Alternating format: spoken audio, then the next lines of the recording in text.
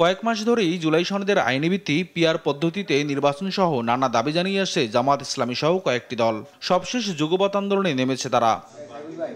এ নিয়ে নিজেদের অবস্থান স্পষ্ট করেছে বিএনপি। দলের স্থায়ী কমিটির সদস্য সালাউদ্দিন আহমদ বলেন, পিআর পদ্ধতি নিয়ে আলোচনার মধ্যপথে রাজপথে আন্দোলনের যৌক্তিকতা নেই। বিএনপি কোথাও পিআর চায় না বলেও স্পষ্ট করেন তিনি। যে বিষয়টি আলোচনার টেবিলে নিষ্পত্তি হওয়ার অপেক্ষায় আছে সেই বিষয়ে আবার আন্দোলনের নিয়ে রাজপথে নামা আমার মনে হয় যেটা সঠিক পদ্ধতি নয়। যে বাংলাদেশে নিম্নকক্ষে এবং উচ্চকক্ষে কোথাও পিআর পদ্ধতি আমরা চাই না। নির্বাহী আদেশে কোনো রাজনৈতিক দল নিষিদ্ধেরও বিপক্ষে বিএনপি। এটি ভয়ঙ্কর চর্চা হবে বলে সতর্ক করেন সালাউদ্দিন আহমদ। কোন রাজনৈতিক দলকে নিষিদ্ধ ঘোষণা করা নির্বাহী আদেশে সেটা আমরা সমর্থন করি না।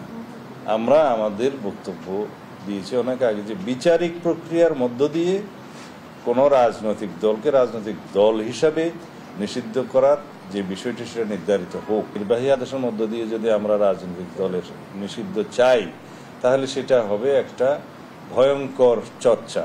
আর বিএনপির স্থায়ী কমিটির আরেক সদস্য হাফিজউদ্দিন আহমদ বলেন, নির্বাচন ভণ্ডুল করতে পরাজিত শক্তির সঙ্গে আঁতাত করে নানা কর্মসূচি দিচ্ছে জামাত সহ কয়েকটি দল। এতে প্রতিবেশী দেশের ইন্ধন থাকতে পারে বলেও মনে করছেন তিনি।